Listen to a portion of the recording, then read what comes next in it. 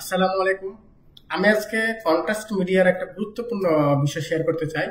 যেসব পেশেন্টরা breast feeding patient, যেসব patient breast feeding মানে যেসব পেশেন্ট বাচ্চা মায়ের দুধ খায়, এসব পেশেন্টকে আয়োডিনেটেড কন্ট্রাস্ট নিতে পারবে কিনা?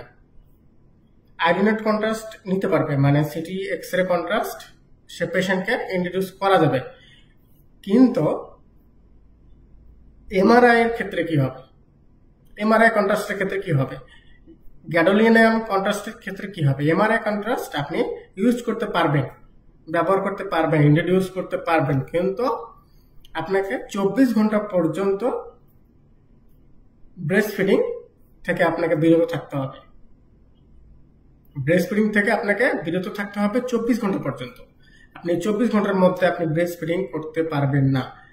এমআরআই কন্ট্রাস্ট দেওয়ার পরে 24 ঘন্টার মধ্যে আপনি ব্রেস্ট ফিডিং করতে পারবেন না। 24 ঘন্টা পরে আপনি ব্রেস্ট ফিডিং করতে পারবেন। এটা মাথায় রাখতে হবে। যেসব পেশেন্ট ব্রেস্ট ফিডিং পেশেন্ট, সেসব পেশেন্টদের যদি কন্ট্রাস্ট দেওয়া হয়, এমআরআই কন্ট্রাস্ট দেওয়া হয়, সেসব পেশেন্টকে অ্যাডভাইস করতে হবে যেন 24 ঘন্টা পরে ব্রেস্ট ফিডিং করায়।